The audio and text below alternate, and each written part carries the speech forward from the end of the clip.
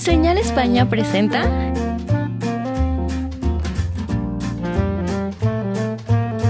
amenas pláticas de arte,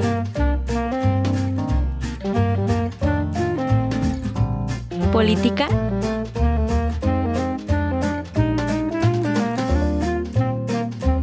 y cultura general.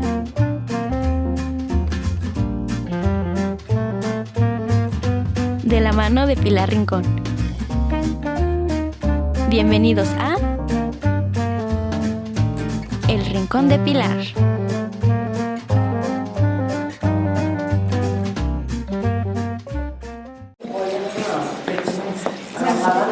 Hola amigos, buenas tardes, gracias por permitirme estar en sus hogares y hoy con Karina García Montelongo. Gracias Karina, porque vamos a escuchar un tema, ahorita vamos a entrar de lleno a su conferencia y después regresamos con Cari. ¿Cómo te dicen Karina?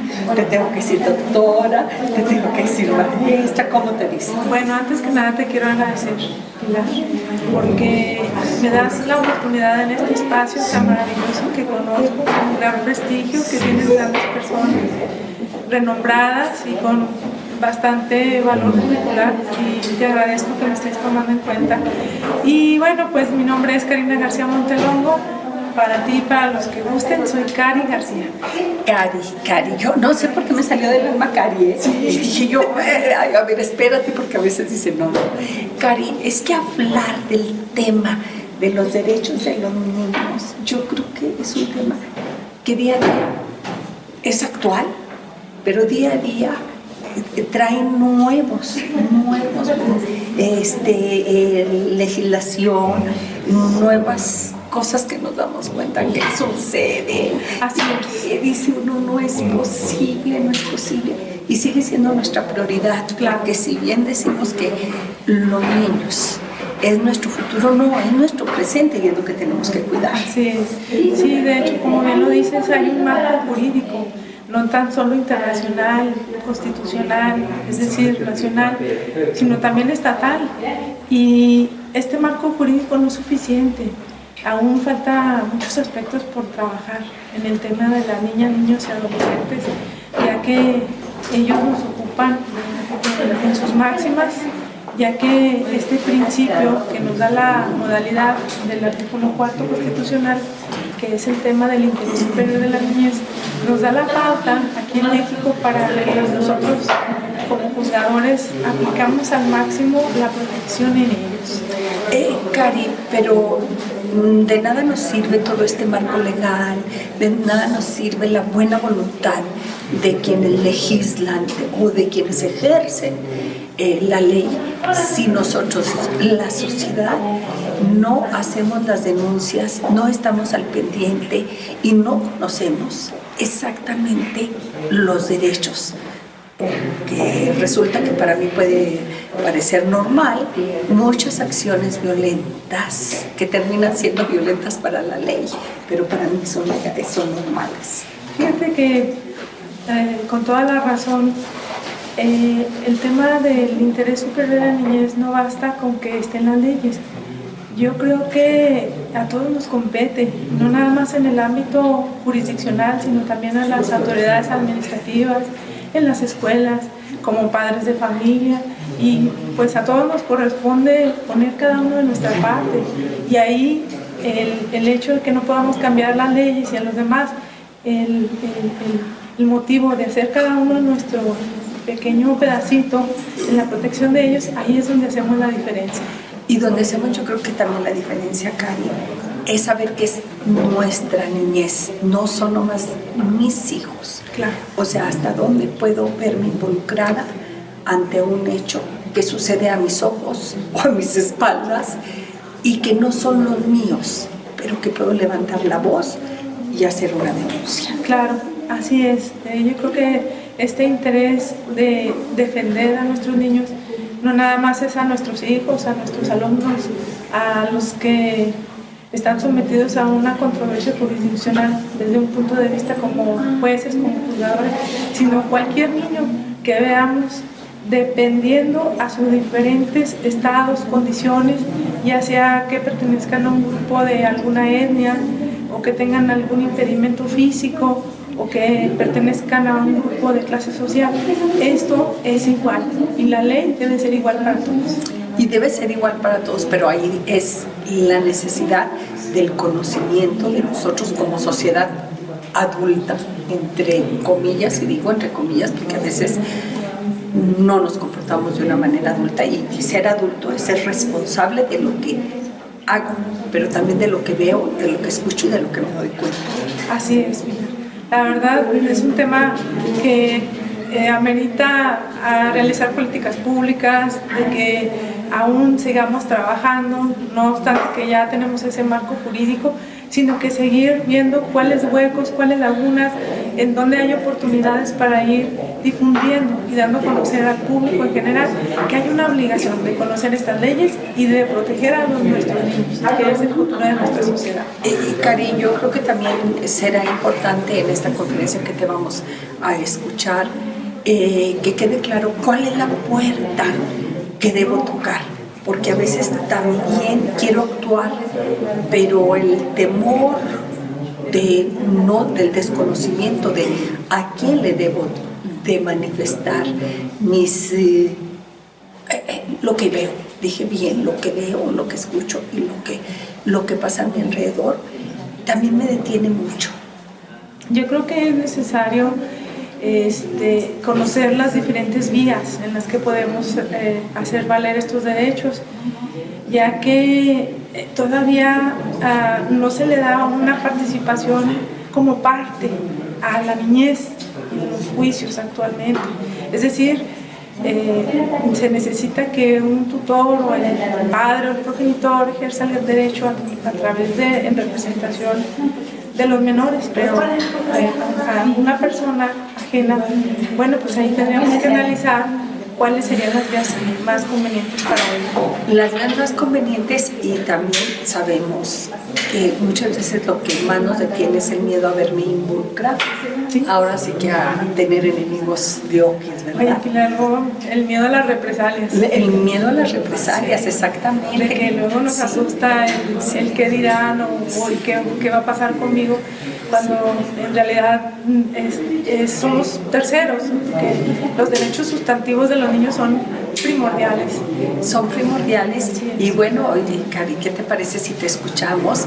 Y yo quisiera desde ahorita decirte que después de tu conferencia regresaremos para hacerte preguntas que yo considero que a ustedes todavía les quedaron en el aire, porque repito, es un tema que nos debe no nomás de preocupar, sino de ocupar. Así es, Pilar. Totalmente de acuerdo contigo. Gracias, Cari. Vamos a la conferencia. Aquí estamos. Gracias.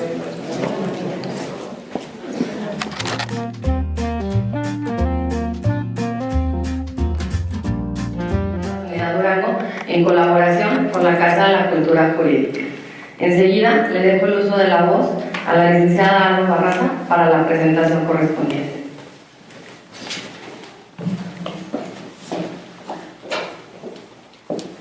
Buenas tardes, gracias Presidenta. A continuación voy a presentarles una semblanza de la maestra Karina. Ella es abogada postulante desde el año 1998. Ha sido proyectista en la primera sala civil colegiada del Tribunal Superior de Justicia en el Estado, secretaria de acuerdos adscrita de la sección civil al juzgado de primera instancia, con jurisdicción mixta del 13º Distrito Judicial, con residencia en Nombre de Dios. También ha trabajado como secretaria de acuerdos en apoyo en diferentes juzgados del Tribunal Superior de Justicia, a partir del año 2010. Magistrada supernumeraria, cuyo nombramiento fue otorgado en el año de 2022. Consejera interina, adscrita ante la Comisión de Creación de Nuevos Órganos durante el año 2023. Actualmente, también ha fungido como secretaria proyectista de la primera Sala Civil Unitaria del Tribunal Superior de Justicia. Cuenta con muchos estudios, de los cuales voy a nombrar algunos de ellos. Cuenta con especialidad en Derecho Civil de la Universidad Judicial del año 2014. También es maestro en Derecho Tiene una maestría en Derecho Judicial en la Universidad Judicial. Especialización Judicial Federal por el Instituto de Especialización Judicial Federal. También cuenta con una maestría en Derecho Judicial y especialidad en materia civil por la Universidad Judicial del Poder Judicial del Estado. Ha participado en diversos cursos, talleres, diplomados en materia civil y familiar como participante y también como ponente. Tenemos el honor de tener con nosotros a la maestra Karina García Montelongo, a quien les pido a ustedes la recibamos con un fuerte aplauso.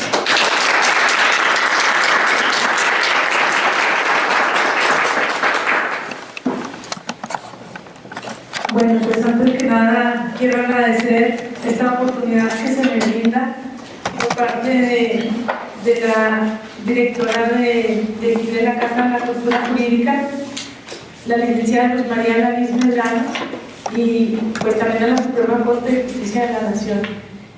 Y también hago un especial agradecimiento a la licenciada Alba Ávila Carranza, quien es presidenta de la Asociación Cauda, a quienes, pues la verdad estoy agradecida y reconozco la labor que están haciendo, sumamente importante, con mucho profesionalismo, con mucha ética y mucha trayectoria. Agradezco también a las personas que nos acompañan en este salón, en este presidio, y bueno, pues a las personas también que nos van a escuchar en la transmisión que se vaya a realizar. Bueno, pues como ya lo dijo la licenciada Alba, que también es una linda amiguita, el tema que se va a abordar este día, en esta tarde calurosa, es el tema del interés superior en la niñez. Incluso ahorita charlábamos un poco, mi amiga Pilar, y la verdad este tema todavía nos ocupa muchas pláticas y políticas públicas. Es insuficiente el marco jurídico con el que contamos. Es necesario seguir trabajando día con día para lograr la finalidad de nuestras niñas, niños y adolescentes en todos los ámbitos, ya que pareciera como que si el estudio, el análisis nada más fuera para el juzgado familiar, y bueno, ese es un error porque aquí el análisis, la aplicación, la protección, el ejecutar, el analizar las leyes corresponde también no solo a los órganos jurisdiccionales, sino también a los administrativos y a los escolares y al público en general, a los padres de familia, que como madre pues también me corresponde mi deber y mi obligación. Bueno, pues sin mayor preámbulo, iniciando con el tema, hacemos una pequeña remembranza respecto a los antecedentes. Y bueno, veíamos cómo en el derecho romano pues había un poder omnímodo, que significa que ese poder nada más le correspondía al pater familias, y ese poder estaba sometido nada más a la potestad del padre de familia, quien era el único que podríamos decir tomaba las decisiones de las niñas, de los niños y de los adolescentes, y ellos pues eran los que ejercían y disponían de los mismos. Avanzando un poquito en la línea del tiempo para no meternos tan profundo y alargar esta charla, en el siglo XIII, en la época de las 7 partidas, se promulgó la Ley 8, y esta Ley 8 nos hablaba de los padres tenían el poder de vender y comprarlos a los hijos, incluso de empeñarlos. Y bueno, pues sí, era un trato totalmente arcaico. No dudo que todavía en la fecha, ¿verdad?, se cometan esos actos, de los cuales pues más adelante hablaremos en un análisis. Y bueno, también en la Edad Media pues aún no favorecía estos derechos de los infantes, dejando a un lado la protección de estos, quienes cumplían un acto como mercantilista, de que los mandaban a los hijos, como tenían muchos hijos o hijas, mandaban a trabajar, y ellos pues ejercían este papel de económico, de que pues, también cumplieran ahí con el sustento de un hogar. Pero las consecuencias de estos actos es que había un índice de mortandad en ellos porque no se tenía el cuidado que debía de aplicarse en ellos.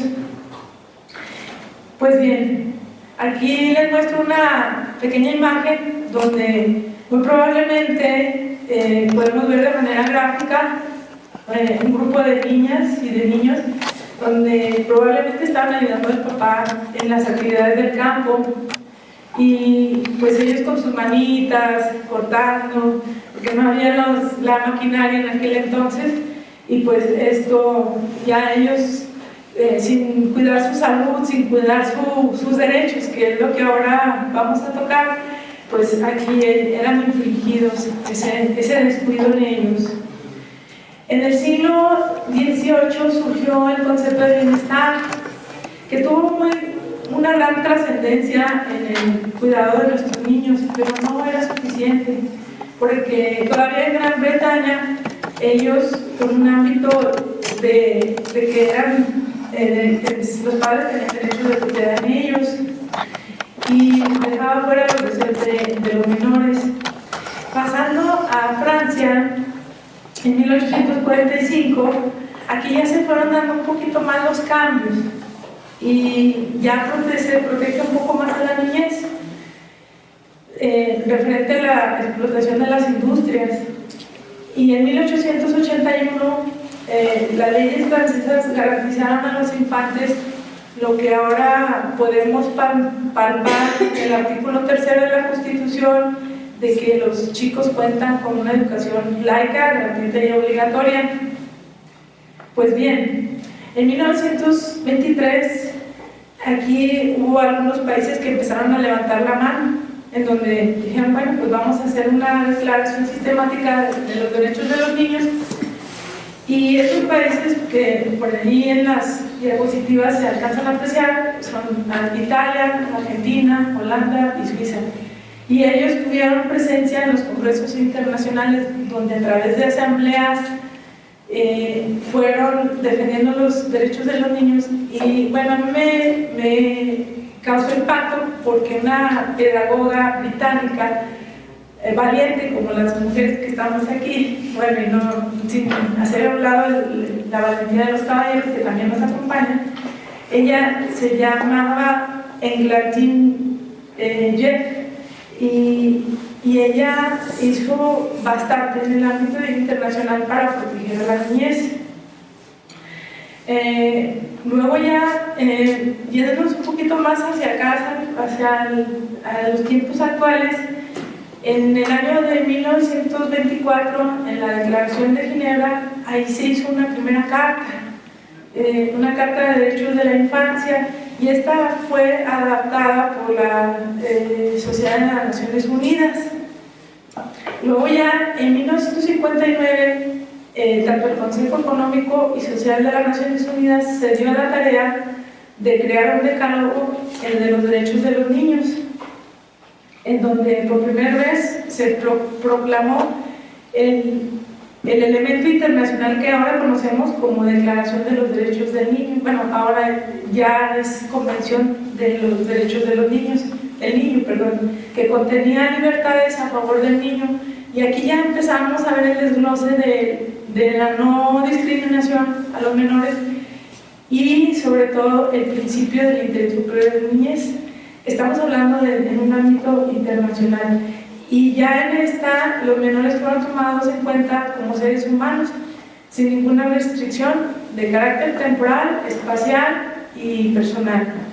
Pues bien, esto estamos viéndolo desde un ámbito internacional y bueno, cabe destacar que también en México hemos tenido dos grandes momentos importantes en las reformas en la Constitución Política de los Estados Unidos Mexicanos.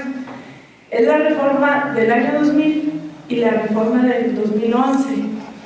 Y la reforma del año 2000 en la Constitución Federal, por primera vez se reconoce ya no a los menores, porque la terminología menores pues se considera como un término, o se considera todavía en la actualidad un término donde se le está dando un trato desigual a ellos. Es por eso que hubo la necesidad para darles esa distinción de igualdad, el término niñas, niños y adolescentes. Ya se deja el de menores y aquí ya se toma en cuenta niñas, niños y adolescentes. Niñas, niños y adolescentes. Pues bien, esta distinción gramatical del género con la intención de señalar el compromiso de ese trato igualitario que les comento, y esta reforma fue publicada en el Diario Oficial de la Federación el 7 de abril de 2000. Esto es en cuanto a la reforma del año 2000. Ahora, brincándonos a la reforma del 2011, vemos cómo también tuvo auge en el artículo 4 y en el artículo 73, porque precisamente el 2 de octubre de 2011 se publicaron dos reformas constitucionales de suma importancia en el tema de la protección de la niñez, trascendentes para ellos. En el artículo 4, como lo conocemos, pues aquí ya se habla, así en su término específico, del principio del interés superior de la niñez.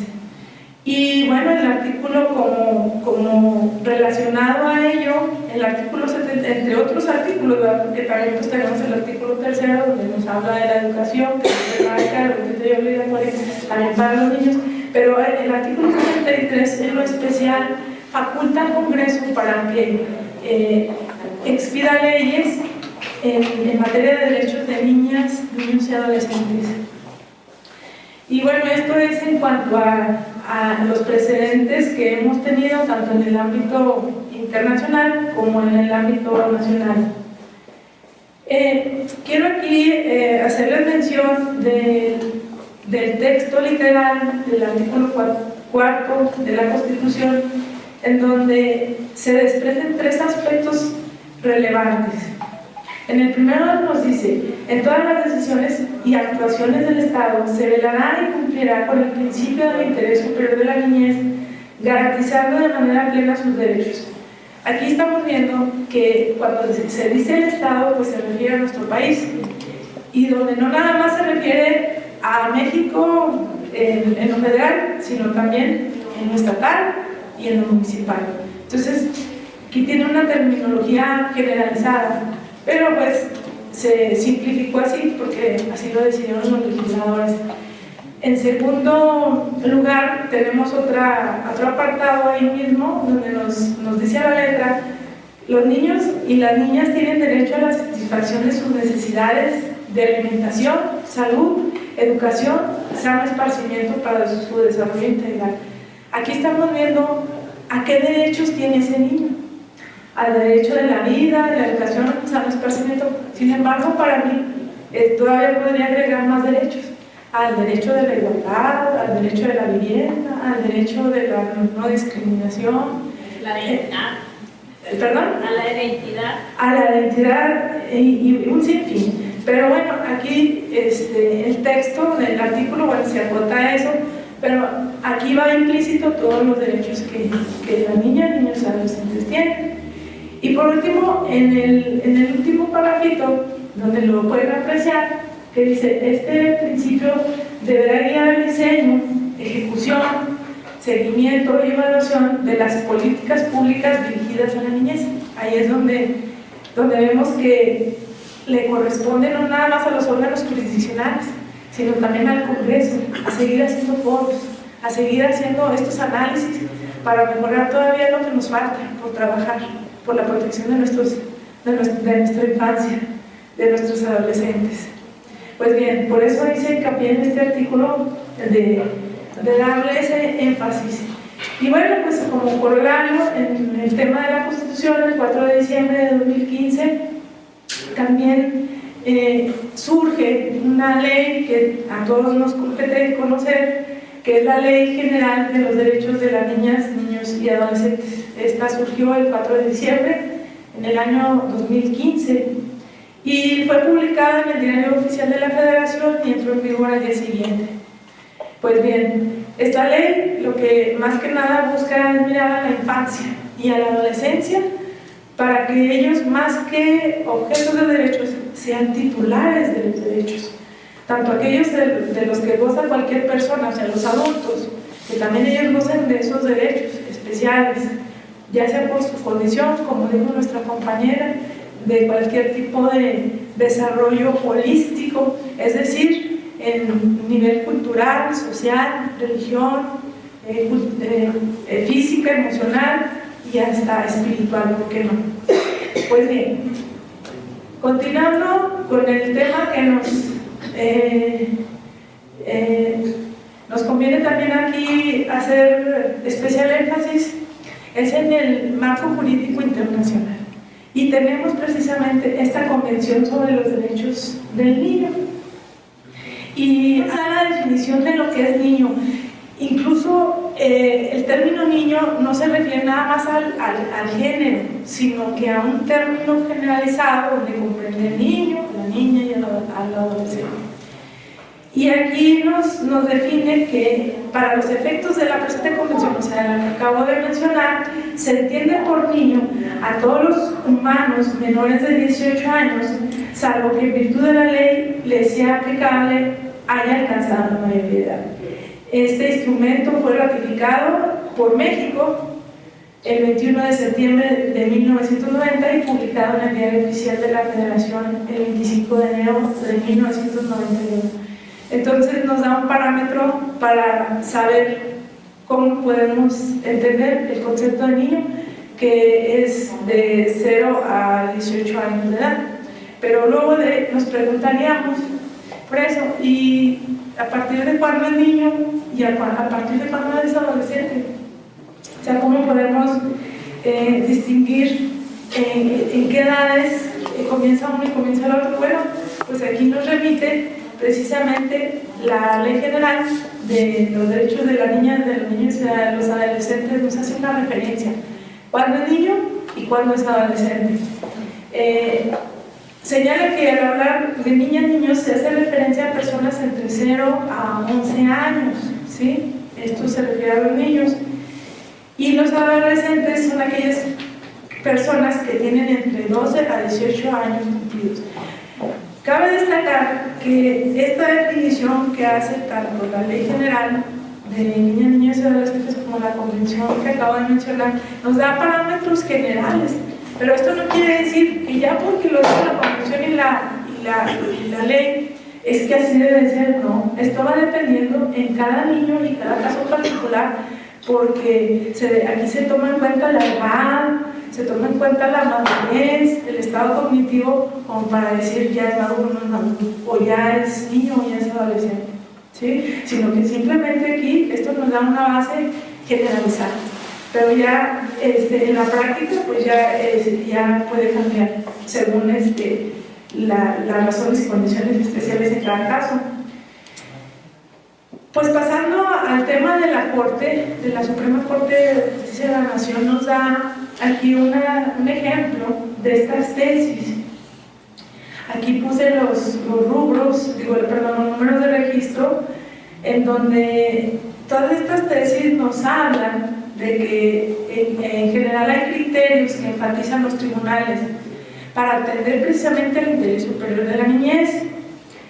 Y este principio demanda un estricto escrutinio en lo que es el cuidado de ellos, ¿sí? De las particularidades de cada caso. Y como les comentaba, que no nada más corresponde a un juez familiar resolver aspectos familiares o al tribunal de alzada, ¿no? O a un órgano jurisdiccional en específico, o a la Suprema Corte, no. Aquí nos corresponde a todos conocer estas leyes, todos los órganos jurisdiccionales, autoridades administrativas, órganos legislativos, federales y locales. Y pues todos tenemos la obligación de tomar en cuenta este principio del interés superior de la niñez como consideración primordial y promover, respetar, proteger y garantizar los derechos de ellos. Esto de conformidad con los principios que nos marca la propia Constitución en el artículo primero, que son la universalidad, interdependencia, indivisibilidad y progresividad. Pues bien, a aterrizando el tema del interés superior de la niñez. La Corte nos da una definición y, por supuesto, la Corte se basa en la terminología que nos da la pauta de la Constitución Política de los Estados Unidos Mexicanos. Nos dice que el interés superior de la niñez es un principio constitucional con un enfoque constitucional porque lo contempla en el artículo 4 y demanda que toda situación donde se ven involucradas las niñas, los niños y los adolescentes se traten de proteger y privilegiar sus derechos. Una ponderación de derechos. Una ponderación de derechos, así es. Y bueno, pues aquí les pongo un caso práctico, es un amparo directo en revisión y el expediente es el 2557/2020. En este asunto podemos ver cómo las autoridades de primera instancia le dieron una interpretación a su modo del artículo 4 constitucional. Sin embargo, ya cuando la Corte ya lo conoce en un amparo de revisión, le da el enfoque que es lo que pretendemos, ¿verdad? Hacer, en ponderar, como dice la licenciada Raquel Leia, privilegiar, privilegiar esa ponderación y esa protección a ellos.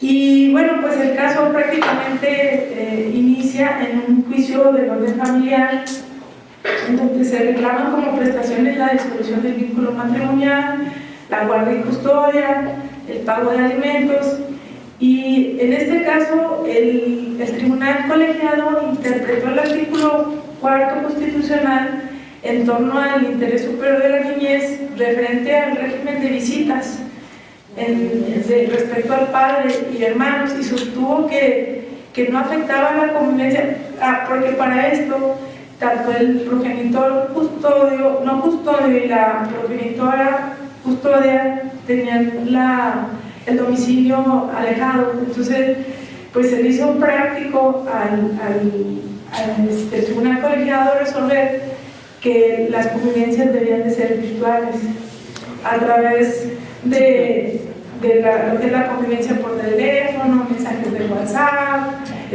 mensajes electrónicos, videoconferencias, correo u otros. Y bueno, pues aquí afortunadamente se va a recurrir el progenitor no custodio y interpuso su recurso, el amparo en revisión. Y entonces, ¿qué dice la primera sala? Y dice, no, pues aquí lo conveniente es que la interpretación del artículo 4 en torno al interés superior de la niñez, no nada más las convivencias deben de ser por vía virtual, sino que deberían de ser combinadas, también presenciales.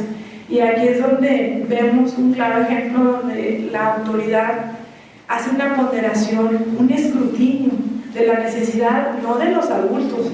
Claro, para ellos les cuesta trabajo porque se encuentran en un lugar distante al otro, pero ese hijo, esa hija, pues tiene la necesidad también de recibir esa relación paterno-filial para que se fortalezcan en el menor, o en su caso los menores, las relaciones de interacción, las relaciones interpersonales, ese crecimiento emocional que tanto necesitan ellos y afectivas, y todo esto lo hizo la Corte pues encaminadas a una relación parental mejor entre padre e hijo, y es por eso que me ha agradado ponerles este ejemplo para que pues veamos cómo puede haber una variedad de interpretaciones en el artículo 4, pero aquí más que darle una interpretación es, como dice la licenciada Raquel Leina, ponderar, ver cuál interés y cuál es el que más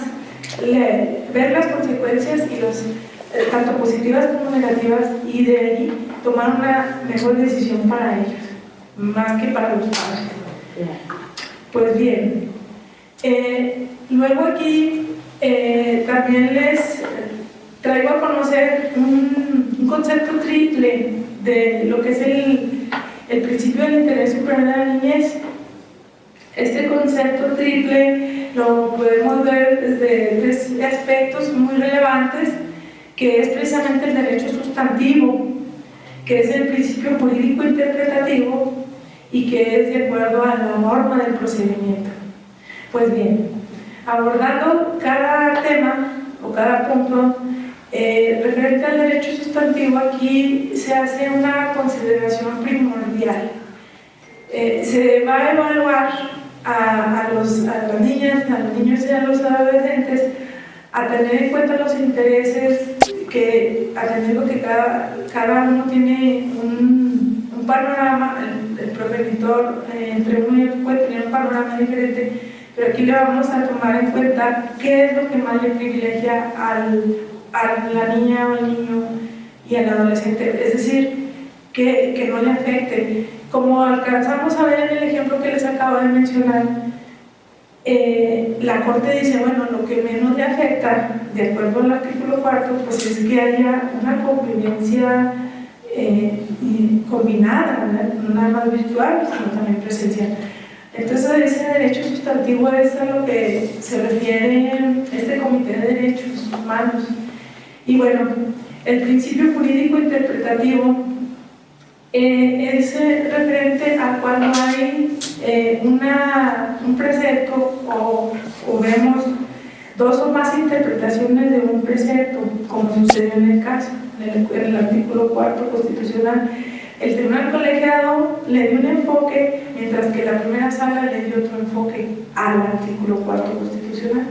Entonces, a esto se refiere el principio jurídico interpretativo. Cuando una disposición jurídica admita más de una interpretación, se elegirá aquella que satisfaga el interés superior de la niña, del niño y del adolescente. Creo que queda claro.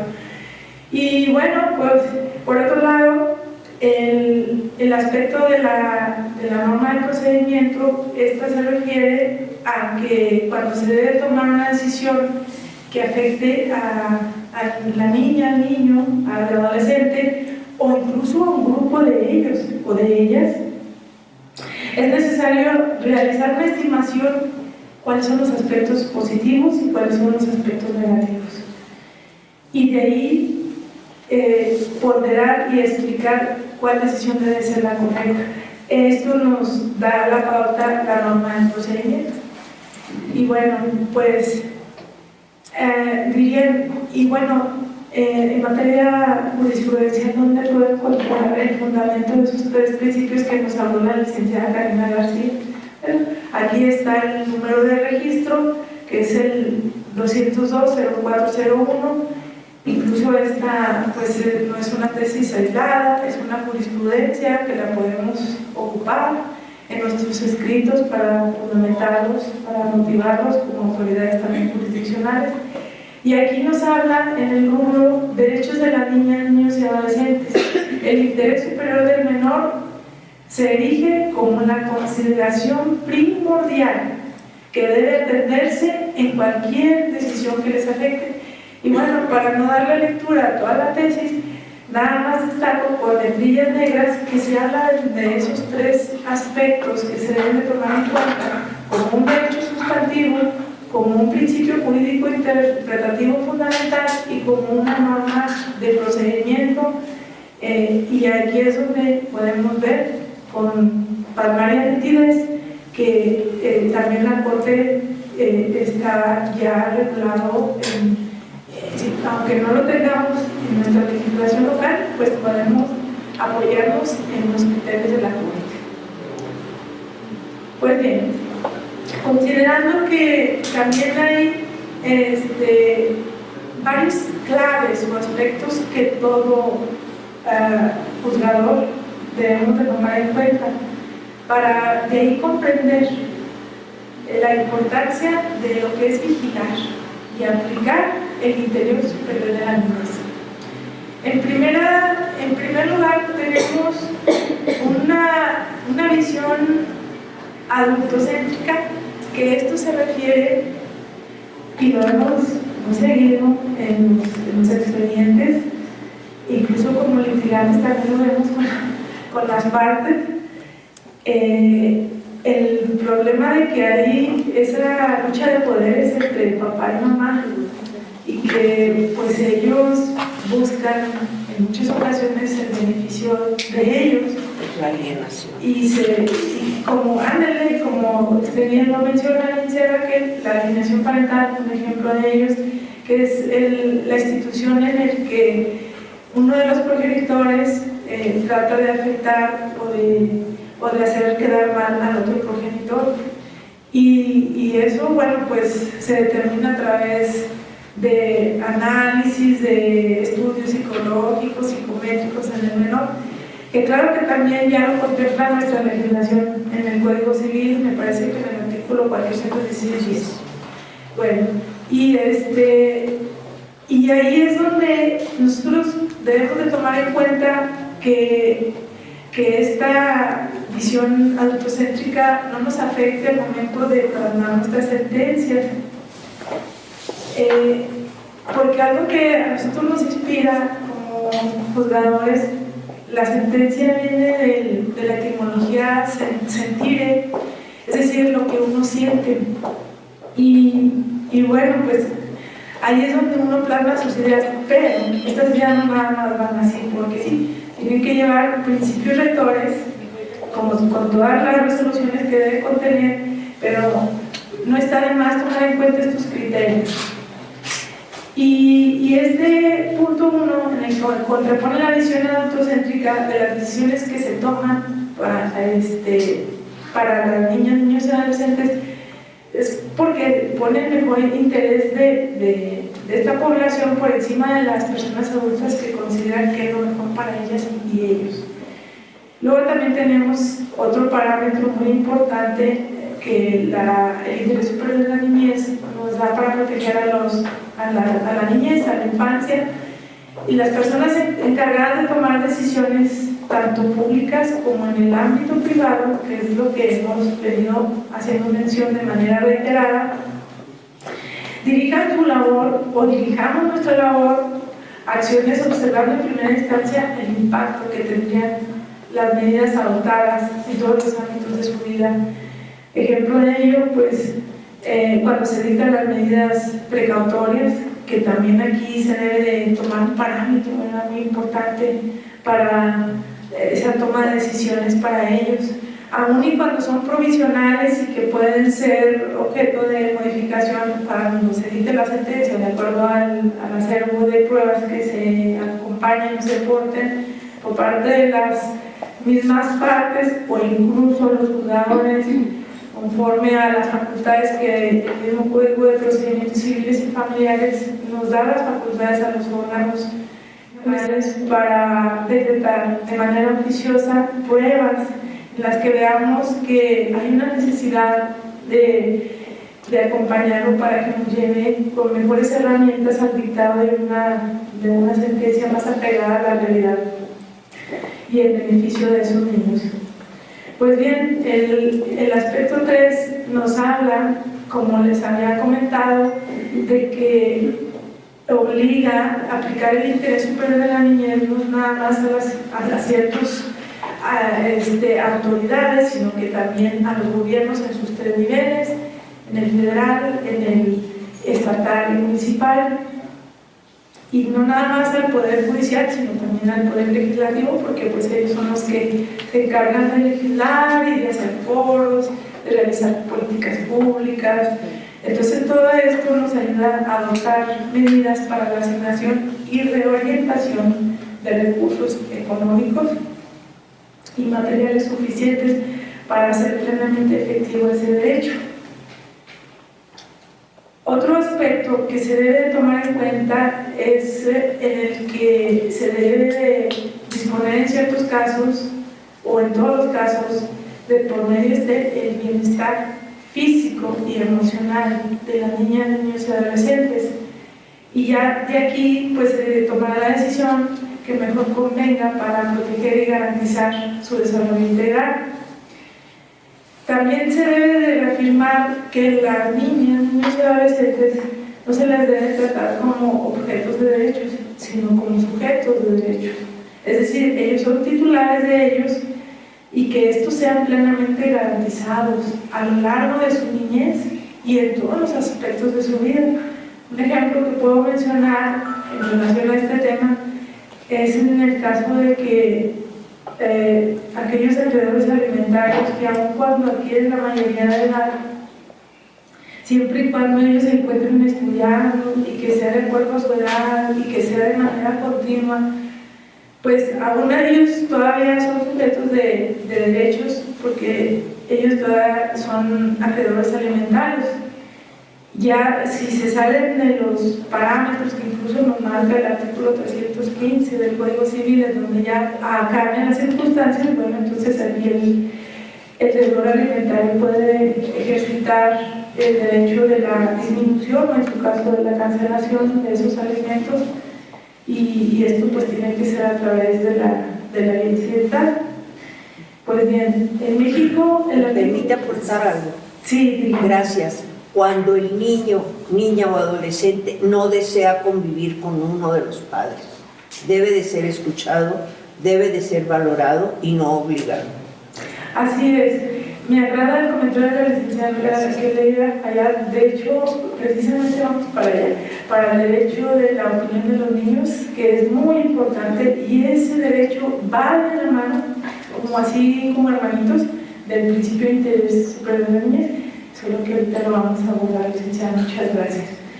Y bueno, ya nada más como corolario en este aspecto, en México el artículo 4 de la Constitución y el artículo 6 de la Ley General de Niñas, Niños y Adolescentes, en atención a lo establecido a la Convención de Derechos de los Niños, establece precisamente el interés superior de la niñez como principios rectores, lo cual obliga a las autoridades, como lo he mencionado, tanto el sector público como el privado, el legislativo, el judicial, en acatar y atender esta disposición en todos los casos a que se requiera. Pues bueno, como finalmente la licenciada Leila que nos hace mención de que los niños es muy importante que sean escuchados y bueno, pues la opinión de ellos es sumamente interesante, ya que aquí se deben de tomar en cuenta dos aspectos muy importantes a la hora de opinar, de tomar en cuenta el derecho a la opinión de los niños. ¿Cuáles son estos elementos? Pues precisamente la edad y la madurez y el estado cognitivo. Ejemplo, un niño de 2 años, pues no lo podemos hacer que opine porque pues apenas él está desarrollando en un proceso donde está aprendiendo y desarrollando habilidades cognitivas. En cambio, a un joven, un adolescente de 13, 14 años, pues él tiene una madurez muy diferente y ahí ya se toman otros estándares para que ellos sean escuchados. Pues bien, si bien es cierto que nuestra legislación todavía no se contempla en la actual, lo cierto es que ya en el Código Nacional de Procedimientos Civiles y Familiares nos da esa oportunidad de hacer un poquito más formal la aplicación de este derecho. Sin embargo, pues como juzgadores o como litigantes o desde cualquier aspecto, este derecho lo podemos fundamentar en un tratado internacional, del cual ahorita voy a hacer mención, que es la Convención de los Derechos de las Niñas, de los Niños, y aquí nos da la pauta para proteger sus derechos de la escucha de ellos. Y precisamente en el artículo 12, que a la letra dice: los estados partes garantizarán al niño que esté en condiciones de formarse un juicio propio, el derecho de expresar su opinión libremente en todos los asuntos que afecten al niño, teniéndose debidamente en cuenta las opiniones del niño en función de la edad y madurez del niño. Entonces aquí es lo que yo les acabo de mencionar, que se van a tomar en cuenta para la opinión de ellos en la edad y la madurez y el estado cognitivo. Pues bien, se debe considerar la opinión de ellos en cualquier decisión que les afecte. En cualquier decisión que les afecte se debe tomar en cuenta. No soslayar el hecho de que ellos son aún menores. Al contrario, la opinión de ellos es de suma importancia, vinculado con otras pruebas, para que nos dé la certeza, o al menos lo más cercano a la realidad, para tener un buen dictado en la sentencia, o incluso para presentar otras promociones como litigantes. Y aquí el juzgador debe de analizar las circunstancias específicas en cada caso, como puede ser que el niño pertenezca a un grupo étnico, o como puede ser que el niño tenga algún impedimento. Muchos ejemplos que podemos aquí hacer mención, pero bueno, lo que sí es que con estas circunstancias específicas en cada asunto es la finalidad de llegar a una solución tanto estable, justa y equitativa, especialmente para ellos. No nada más para las partes, pero sobre todo a las niñas, niños y adolescentes.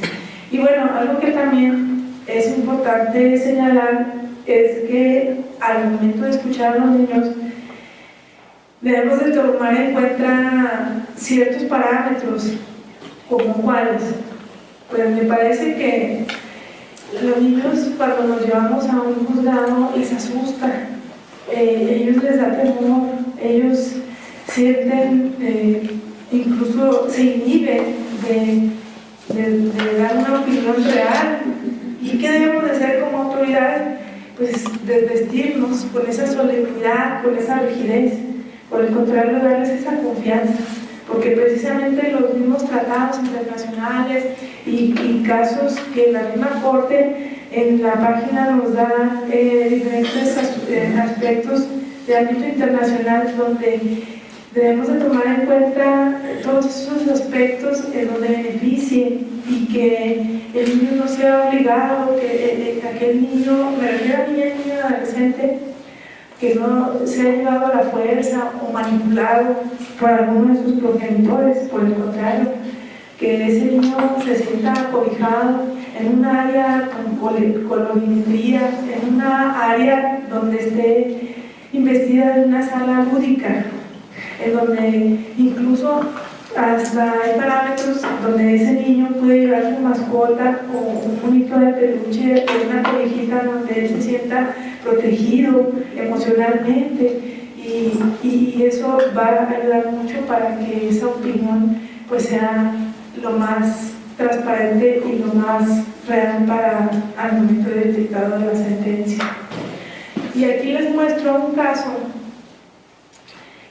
práctico que viene siendo una parte de una revisión, y es el 3994 diagonal 2021. 3994 diagonal 2021. En este caso, el juzgado de primera instancia le concede la guardia de la custodia a la progenitora de una niña. Entonces, lo que sucede es que luego se conforman a las partes y el tribunal del Sala confirma esa determinación. El padre, no conforme con la situación que se formó, él promueve la demanda de amparo directo, y en el juzgado de distrito le niegan el amparo. Entonces, pues qué triste, ¿no? Que igual se pudo haber tomado una decisión un poco más rápida, un poco más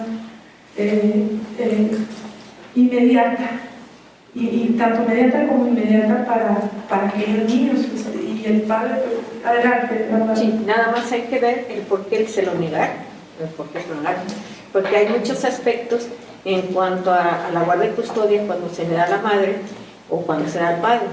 Por ejemplo, si hay una niña que quiere convivir con su padre y cuando va con el padre, el papá está nada más hablando de madre y mamá, o sea, la alienación, ¿verdad? Y aparte tiene conatos de violencia, no contra la niña, sino de estar enojado y esto. Es por eso que le niegan. Debían de haberle hecho análisis al padre, estudios de psicológicos, etc. Sí. Por eso también muchas veces es que se les niegan efectivamente, por los antecedentes del padre en cuanto al trato con la menor o con la madre de la menor. Cuando van a recogerla, pelean. Sí, yo tengo ahorita un caso de esto. Muy bien, agradezco su comentario. Y precisamente en base a la respuesta que usted comenta, a la pregunta o al comentario que usted plantea, es válido, porque efectivamente a veces no se valoran las situaciones. Pero fíjese bien, aquí la importancia del escuchar al menor fue la clave que le dio al tribunal colegiado en el recurso de revisión, porque en su momento aquí no es suficiente nada más el estudio psicológico y las valoraciones psicológicas que se le hicieron al menor. Aquí es importante mandar, llamar al niño, claro, con todos los protocolos para poderlo escuchar cesados. Y entonces cuando escuchan al menor, aquí ordena al juez de primera instancia que se reponga el procedimiento para que se le haga valer ese derecho a ese niño, ya que su opinión de esa niña era la base, la clave, el contexto, para que entonces el juez ya con la valoración psicológica y la escucha de los menores pudiera dictar una sentencia más favorable para el niño. Así es. Honrando al interés superior de la niñez. Así es. Muy bien, entonces. Aquí en Durango tenemos el juzgado de niños, niñas y adolescentes. Cuando yo lo dejé, la cámara que está a un lado del escritorio del juez, que no sé si todavía exista, está total y absolutamente equipada con el aspecto lúdico. Inclusive tiene una puerta especial para que los niños accesen y no tengan el contacto con nadie. Digo, se hizo absolutamente siguiendo todos los lineamientos de UNICEF. Ya no he vuelto, no sé cómo está, pero sí se buscó sobre todo proteger el interés superior de niños. Y ahí está, debe de estar funcionando. Sí, de hecho, en el año 2000, hace 2 años, en el Centro de Justicia acá que está del lado contigo del mismo Tribunal Superior de Justicia, en la administración de la presidenta Yolanda de la Torre, se realizó una sala de escucha de menores. Sin embargo, como usted dice, todavía falta ahí trabajar en ese aspecto, que sí le falta que cumpla con esos estándares internacionales, en donde nos dan la pauta de tomar en cuenta el derecho comparado para adaptar esas áreas que sean honradas. Pero ahí está la del juzgado que se puede ver, que no le falta nada. Habría que ver, licenciada, agradezco su comentario. De nada. Creo. Muy valiosa su aportación. Adelante, abogada. Sí, quería comentarle, distinguida ponente, que sí tenemos una sala de escucha ya en el Tribunal Superior y verdaderamente es muy agradable para los niños. Los niños los llevamos con mucha confianza, llegan, les gusta, está lúdica, es para ellos solita y la defensa está completa. Nada más somos total el equipo para escuchar al niño y se le da toda la atención y sobre todo la confianza para que llegue. Si llega nervioso, hay psicólogo con nosotros, el psicólogo lo ve un momentito, le da una explicación, nosotros como tutriz, está el Ministerio Público y el juez, y es un ambiente realmente armónico para que el niño pueda explayarse y decir lo que le siente. Yo creo que es el juzgado que le comentaba la licenciada. Sí, sí, no es el juzgado, perdón. Es la sala que se montó ahora en la administración de la presidenta Yolanda de la Torre. Sí, de hecho, cuando estuve consejera, me tocó participar en la apertura. Entonces, la verdad, sí, ahí ya tenemos varios avances aquí en nuestro estado. Sin embargo, no es suficiente. No, claro, no es. Que es el tema del interés superior de la niñez. Y bueno, ya una vez visto el marco jurídico tanto internacional que se refiere a la Convención Nacional de los Derechos de los Niños, como un enfoque constitucional que nos marca la Constitución Política de los Estados Unidos Mexicanos, y el marco jurisprudencial que nos da los lineamientos la Suprema Corte de Justicia, también hay leyes derivadas de estas y también hay protocolos. Este protocolo le puse especial énfasis porque nos da lineamientos, sobre todo a los que estamos muy inmersos en el momento de resolver sentencias en materia familiar. Y hay un concepto muy importante que está cobrando auge en la actualidad. Este tema se llama justicia adaptada. O bien, pues, hay otros doctrinarios que nos dicen que le llaman justicia amigable, porque este principio resulta indispensable para comprender las diferencias que existen entre la etapa infantil, la etapa adolescente y la etapa adulta, ¿sí? Y entender este desarrollo en las niñas, niños y adolescentes es indispensable para que en un proceso se tomen buenas decisiones y se materialice una justicia adaptada y restaurada. Es decir, este tipo de justicia adaptada nos ayuda a que cada vez se pierda el enfoque interseccional. Y este enfoque interseccional es el que no hay situaciones, no nada más en los niños, sino en cualquier persona, se encuentra en un estado de vulnerabilidad, y lo que procura esta justicia adaptada es que se salga de esa vulnerabilidad de los menores y se le aplique, se le comprenda en qué etapa está, para que entonces se aplique y se materialice el principio del interés superior de la niñez en el caso de los menores.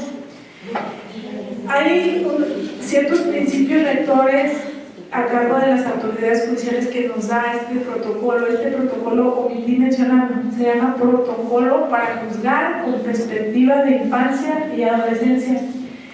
Por ahí surgió en el año 2012.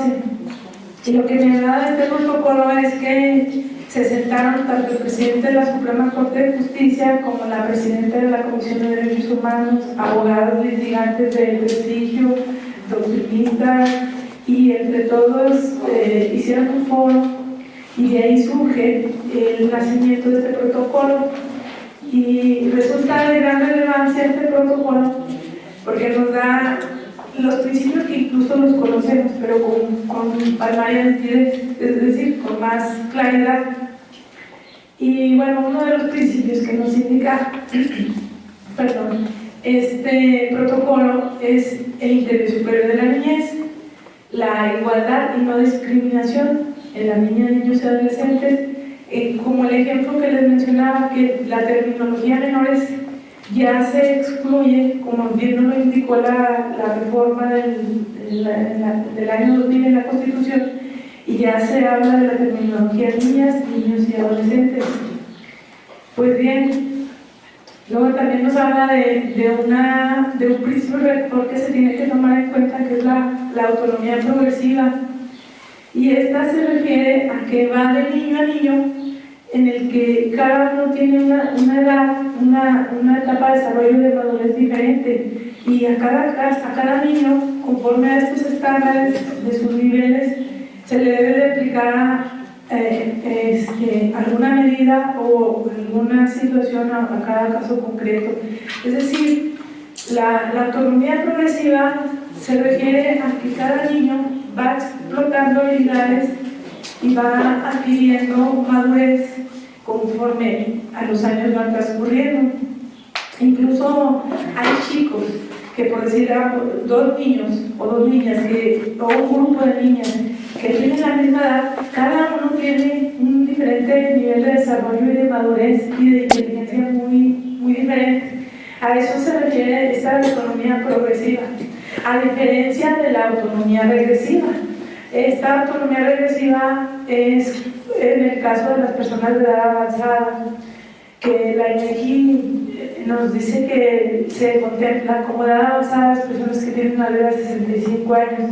Y ahí, por el contrario, en la autonomía regresiva, pues las personas van perdiendo la movilidad, van perdiendo la memoria, todos esos aspectos que, contrario a la autonomía progresiva, ahí se van adquiriendo habilidades.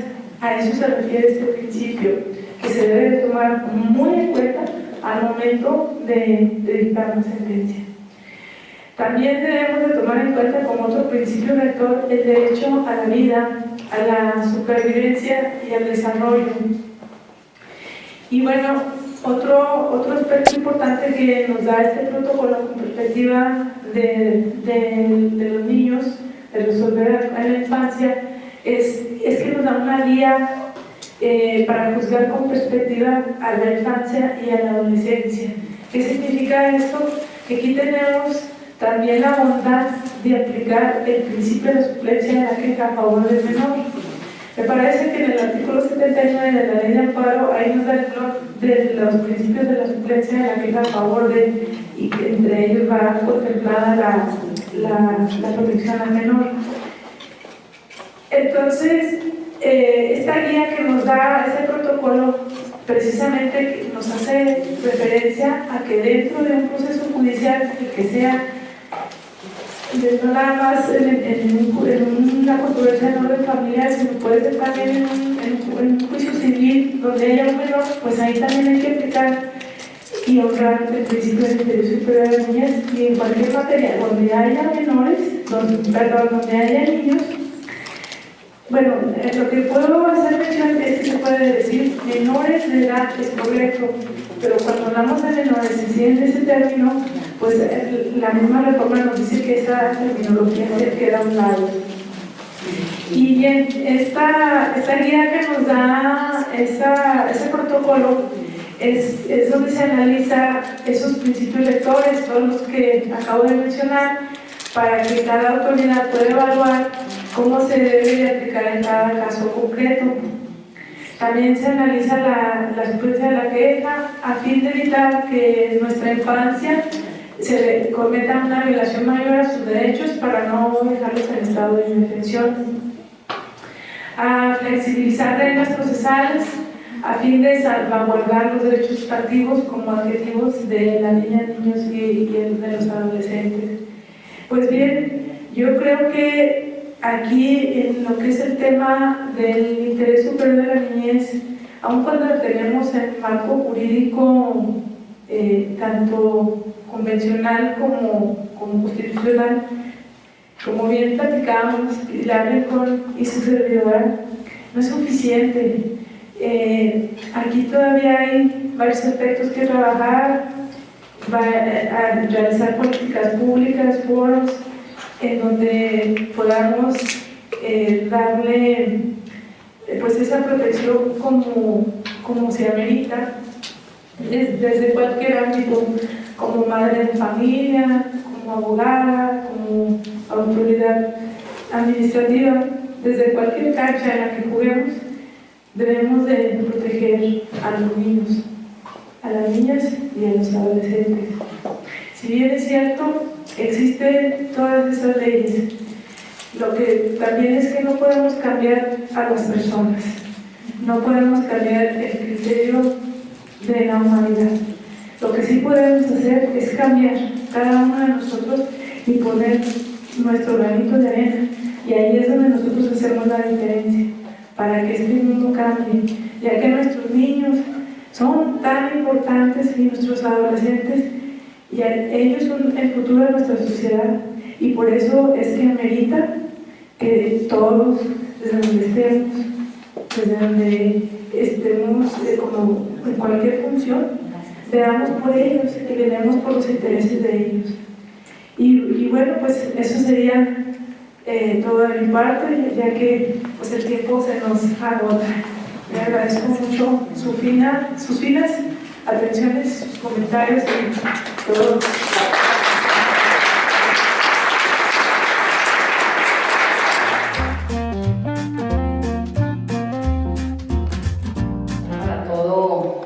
Un ejercicio, a lo mejor hasta de un diplomado o más, pero creo que sí también coincido con la maestra en el sentido de que cada uno de nosotros, desde la trinchera en la que nos toca estar, en el caso, por ejemplo, de los que somos abogadas, abogados, que estamos en el litigio constante y que desafortunadamente luego a veces nos toca ver muchas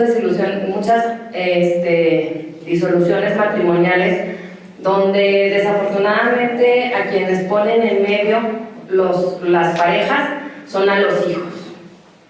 Se trata del interés superior de los niños, de las niñas y de los adolescentes, pero los adultos somos nosotros. Los adultos somos nosotros, y creo que en la medida que nosotros podamos incluso platicar con nuestros propios clientes y de hacerles ver el efecto que podemos provocar en nuestros hijos con un mal comentario, con una mala posición donde los tengamos.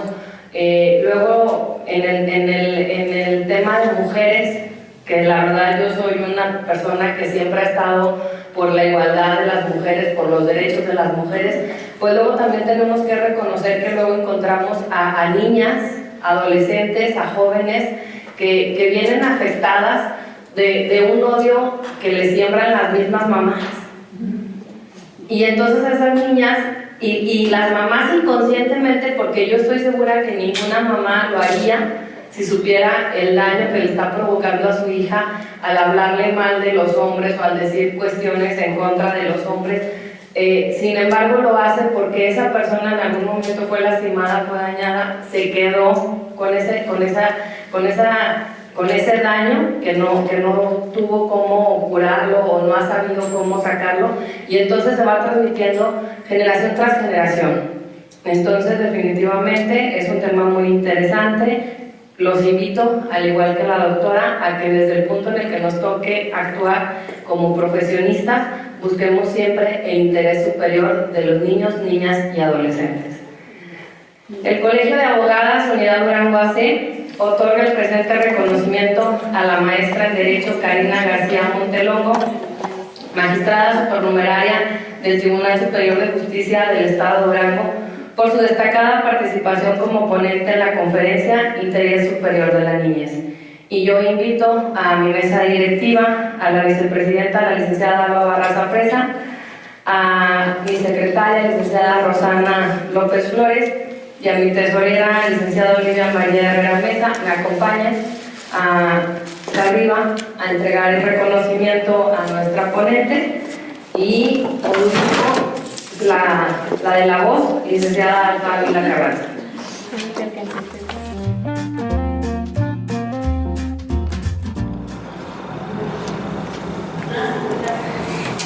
Hola amigos, y seguimos aquí con la licenciada Cari hablando de este extraordinario tema, pero que yo vuelvo a retomar en lo que nos quedamos. Cari, hazte por acá, que abarque todo, lo que nos quedamos y en lo que te quedaste, que por más que esté en papel, no lo dijiste así, pero yo lo digo, porque se queda muchas veces en papel por el desconocimiento.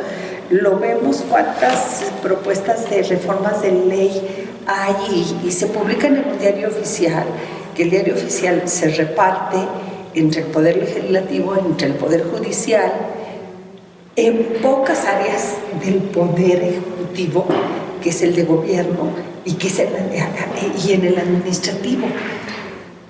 Y con la pena también lo digo, muchas veces nomás llega, se archiva, ¿sí? Pero a veces a los que nos interesa, porque realmente yo digo, esto es de leyes, pero los niños que creen están en nuestra casa o están en la escuela, no están en los juzgados.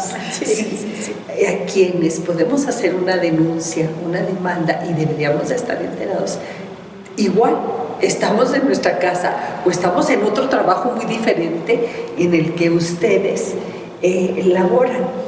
Yo quisiera que nos platicaras, ahora sí que a otro nivel, quizá más coloquial.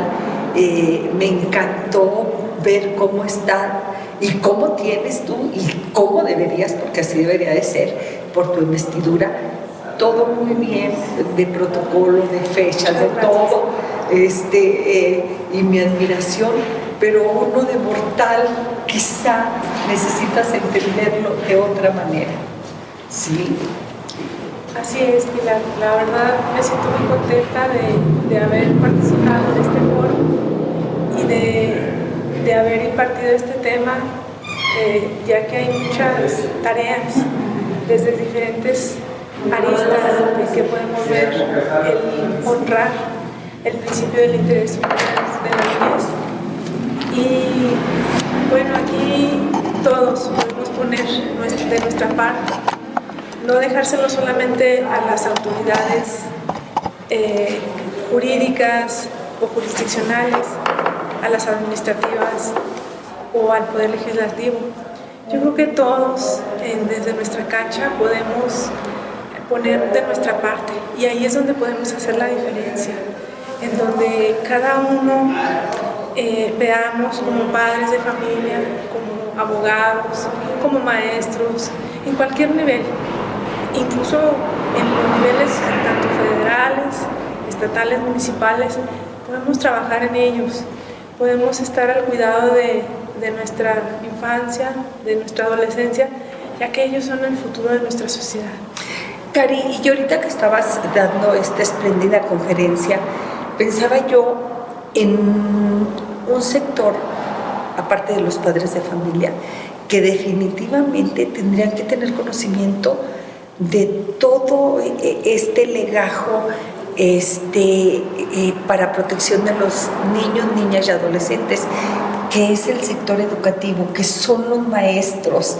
Y cuando decías, pues sí, que es tarea de muchos sectores, yo decía, híjole, creo que tendríamos que empezar por involucrar a la Secretaría y me pongo en medio a la Secretaría de Educación, como para decir, a ver, los maestros necesitan antes de iniciar el ciclo escolar, por Dios, es 2 horas, 3 horas, una mañana, que bien vale la pena en que tuvieran conocimiento de esto.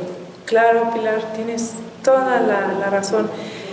Recuerdo que, bueno, en mis tiempos, no digo en qué año, pero sí hago alusión en referencia a que los maestros nos corregían de manera muy arcaica, porque nos golpeaban, nos castigaban de las orejas, nos daban manazos, ¿sí sabes? Sí. Y era de que te castigaban ultrajando tus derechos. Sí, violaban completamente todos los derechos que todo niña, niño y adolescente deben de respetarse. Y ahí es donde, como tú acertadamente lo señalas, empezar con alguna capacitación desde el momento de la pedagogía, para que se cuente con esos perfiles en la docencia y también cada maestro tenga pues conocimiento, ¿verdad? Que ahí que aplique y honre este principio de interés superior de la niñez en sus alumnos, en las escuelas, que sí, efectivamente, hace falta que pongamos un poquito de atención en estos aspectos. Como experiencia como madre, sin decir nombres, recordé una maestra que les prohibía a los chicos ir a acudir al baño, y me parece que hay un alumnito, un niño, sin decir nombres, se vio afectado. Entonces aquí sí nos damos cuenta, lo haría la maestra por algún desconocimiento de estos derechos de los cuales los niños cuentan, y desafortunadamente se le afectaron estos derechos. Nadie hizo nada, los directivos, y así se quedó impune ese entre otros muchos aspectos. Entre otros muchos, digo, nuestros hijos quizá ahora ya se defienden y dicen que no, y se atreven hasta a gritarle a la maestra o al maestro, pero en nuestros tiempos, como bien dices, bueno, hacían los maestros, que sí, efectivamente creo que en esta vertiente tienen que conocer las leyes, pero también recordar que ellos son el primer filtro que tienen los niños, porque después de lo que sucede en la casa, ellos a donde acuden es a la escuela, ¿sí? Entonces también, para contenerlos a ellos en primer lugar, que conozcan sus límites, hasta dónde deben actuar con los niños, niñas y adolescentes, pero también que estén atentos, porque te repito, es el primer filtro. Quien va a ver algún golpe, quien va a notar al niño que está triste, que está decaído o que esconde algo, porque tienden a esconder, son los maestros. ¿Sí? Así es, Pilar.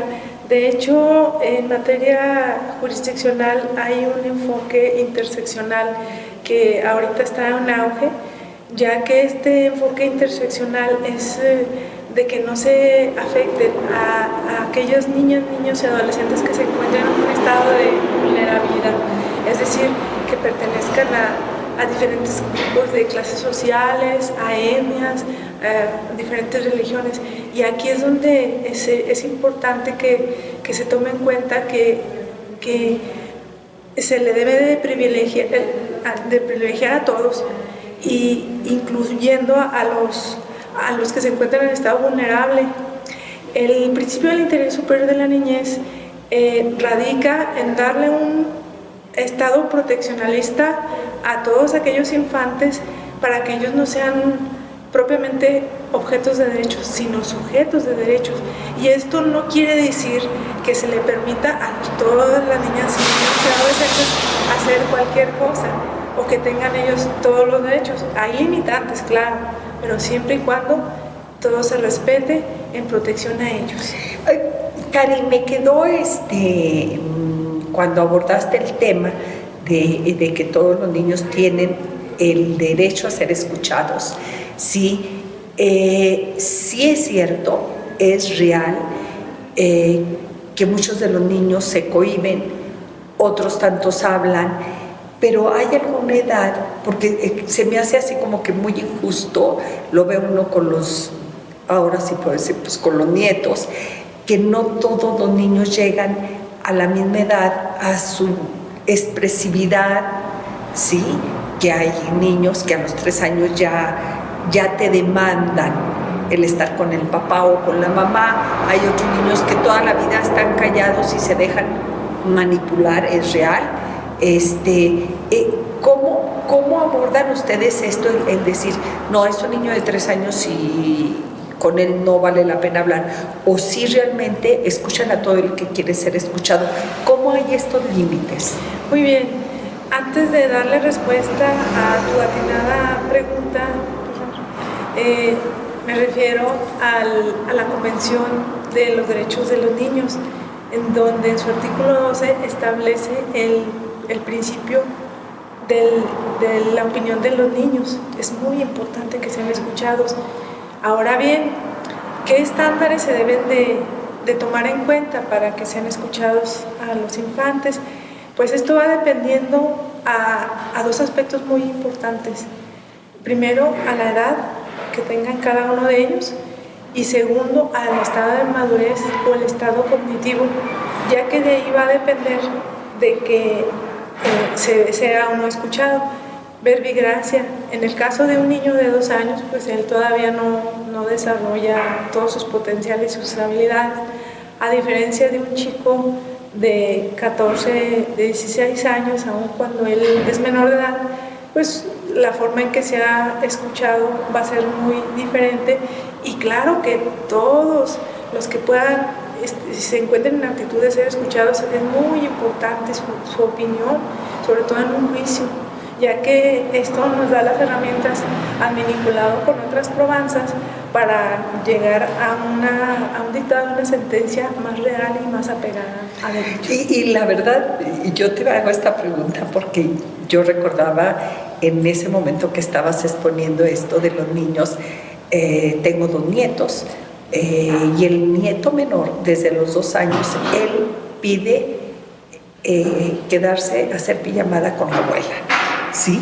Desde los 2 años, 2 años y medio, él todos los sábados pide pijamada y se va. El niño, él ahorita tiene 5 años, su otro hermano le lleva 5 años de edad, tiene 10.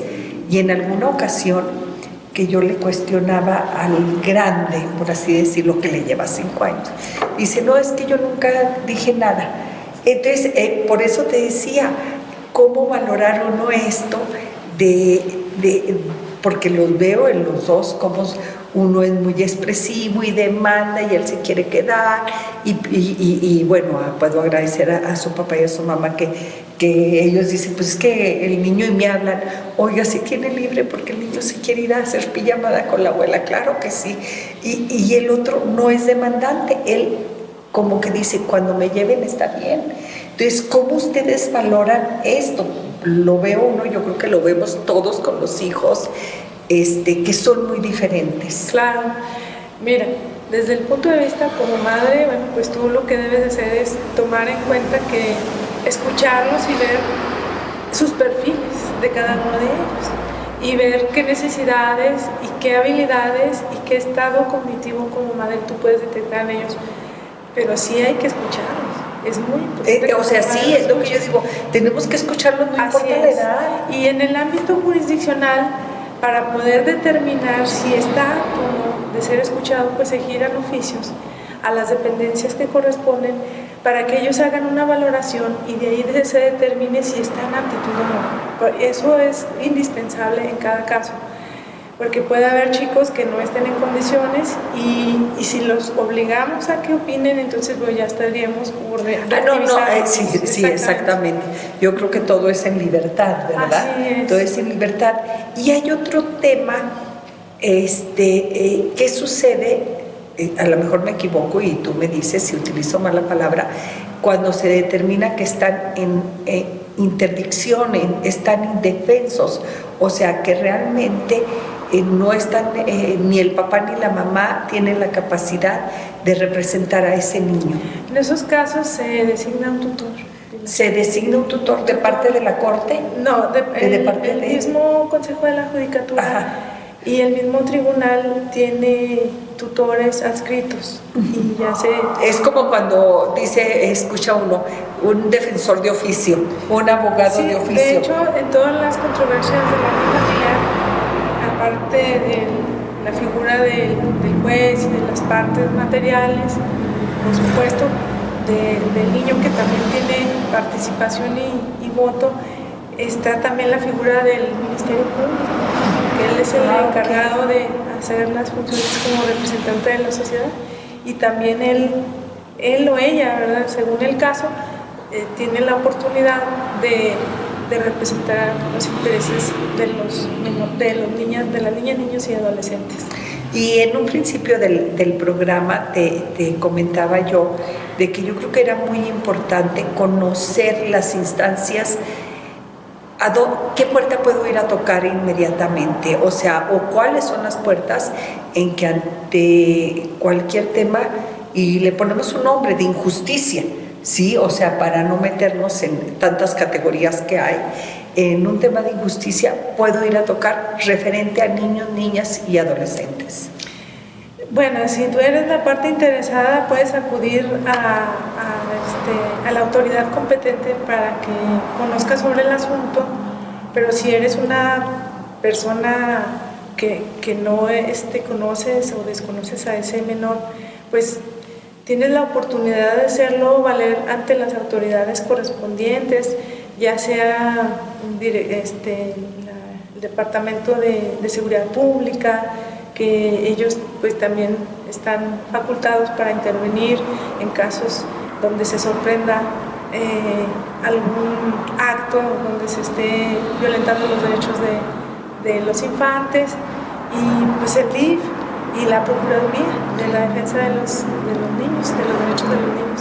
Entonces, si te fijas, gracias a todo este cuerpo legislativo, contamos con diferentes instancias en las cuales se puede hacer valer en cada caso la oportunidad de la defensa de ese niño, de ese niña, niño y adolescente. Creo que a la mayoría nos ha tocado en algún momento de nuestra existencia ver un padre que maltrata a su hijo en el súper, saliendo de la escuela. A veces dice uno, no es mi tema, y te quedas con el cargo de conciencia. O sea, realmente no hayas que hacer. A mí en lo personal me ha tocado, créeme que lo único que me ha ocurrido es agarrar mi teléfono y decirle, lo voy a grabar, Y entonces deja el papá de regañar al niño, de golpearlo. Me tocó un papá que arrastraba a su hijo porque no lo decía, no tengo la menor idea de qué. Y yo nomás agarré mi teléfono, ni siquiera le dije nada, agarré mi teléfono y ni siquiera prendí la cámara, no tuve tiempo, ¿sí? Inmediatamente se dio la vuelta y corrió y todo. Pero yo dije, no, pues eso evita el momento, ¿sí? Evita el momento. Pero tenemos que hacer acciones que eviten todo lo que... Esta no era la primera vez que lo arrastraba, estoy segura, o sea, es tan inmediato esos momentos que nos pasan y que nos tocan, pero que nos dejan huella en el hecho de decir qué habrá sucedido después o qué había sucedido antes. Yo creo que cada caso es diferente. Lo que sí es que cada ciudadano, todas las personas tenemos no tan solo el deber de ver el acto, sino también de defender, ¿verdad? Y de privilegiar a ese interés superior de la niñez, acudiendo a las autoridades correspondientes. Como te digo, o sea, hay diferentes instancias en cada caso. Y la cuestión es aquí también no ser omisivos por algún temor o alguna situación donde se sienta alguna represalia por parte de la persona que está afectando a ese menor. Yo creo que sí hay situaciones donde de manera oportuna podemos frenar esas situaciones donde sean afectados a esos infantes.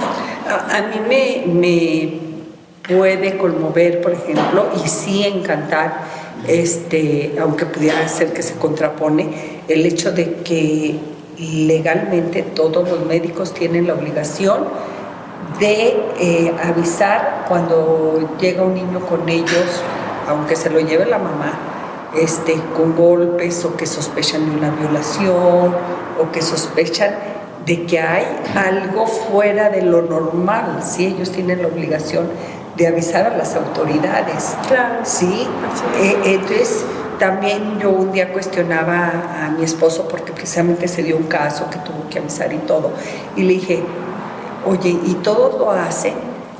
Dijo, pues no estoy seguro.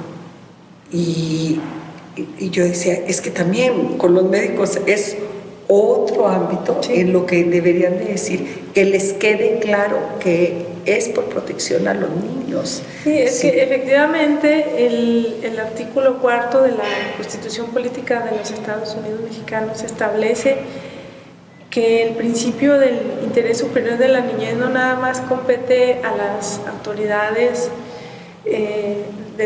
jurisdiccionales, administrativas, escolares, sino a cualquier ciudadano, ya sea médico o ya sea un profesionista o cualquier persona, tiene que privilegiar y atender ese interés. Como médicos, pues yo creo que sí es muy importante atenderlo de inmediato y hacer llamar a los padres y en su contrario, si no lo estuviera a la mano, pues ya avisar a las autoridades correspondientes. Bueno, creo que a pesar de los padres tienen que avisar a las autoridades, o sea, digo, porque no se puede quedar con el hecho de decir, oye, tu niño fue golpeado, porque pues a lo mejor, que creen, la mayoría de las veces, pues los golpes provienen del mismo padre, ¿sí? Entonces ahí tienen que avisar, ahí interviene. Hay que darle aviso al DIF. Al DIF, sí, estatal. Sí, yo no sé en qué momento, habrá que preguntárselo a Saúl, porque cuando yo lo cuestioné algo, le digo, ¿tú por qué lo haces? No, dijo, porque yo me puedo ser, no sé si me lo dijo con esas palabras, objeto de haber infringido la ley si no hago esto, ¿verdad? Alguien le dijo a él, si no haces tú eso, digo, pero no sé en qué momento. Es que a veces tenemos una obligación de actuar, ajá, pero luego a veces caemos en omisiones. Ándale, en omisiones, porque es más sencillo hacerte de la vista gorda, sí, o le dices lo que dices tú, pues le dices al papá, a la mamá, oiga, creo que el niño está golpeado o algo, pero pues sí, resulta que tristemente, y tú lo debes saber, se le causa un gran porcentaje de todo lo que sucede es dentro de la familia.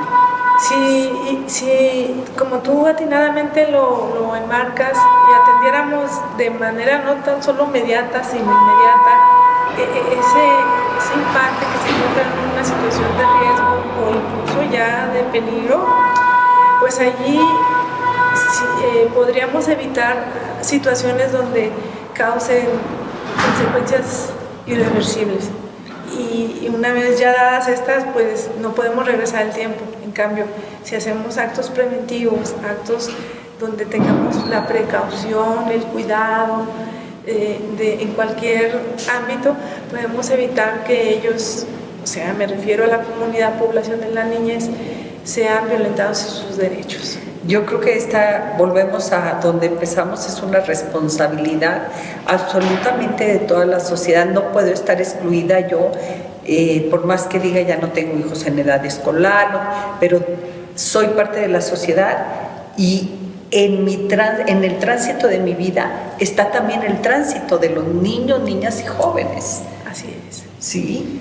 Y pues muchísimas gracias, muchas gracias. Yo creo que esto pudiéramos seguir hablando, Cari, y yo creo que desde tu lugar y tu oficio puedes hacer mucho, pero lo que más podemos hacer todos es divulgar que los niños tienen sus derechos y saber que de veras no hay violencia que se justifique, no hay grito que se justifique, mucho menos un golpe, aunque por ahí todavía hace poco alguien dijo, pues en nuestro tiempo no había psicólogos, había la vara o el zapatazo. Sí.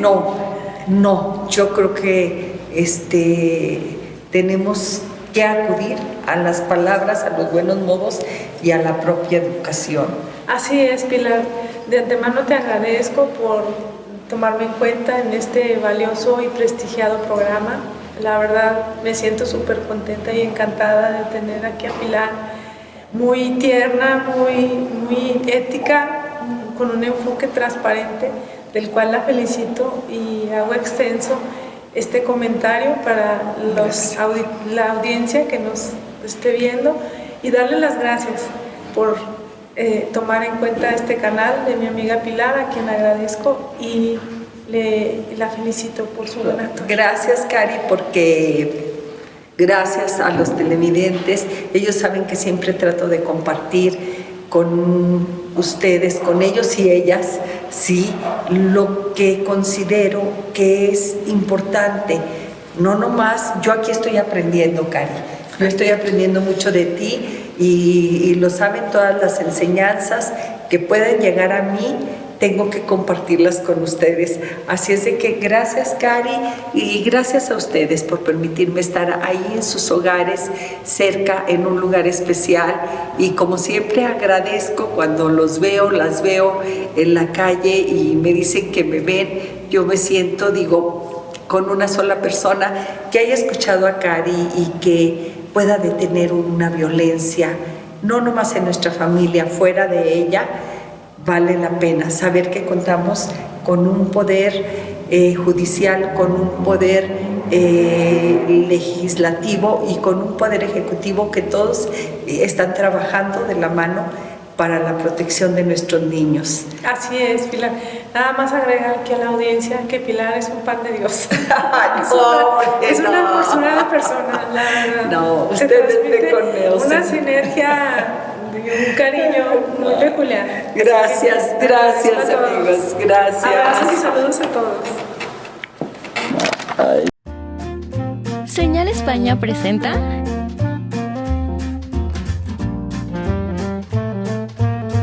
amenas pláticas de arte,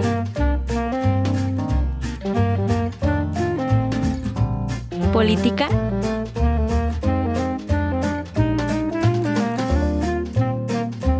y cultura general.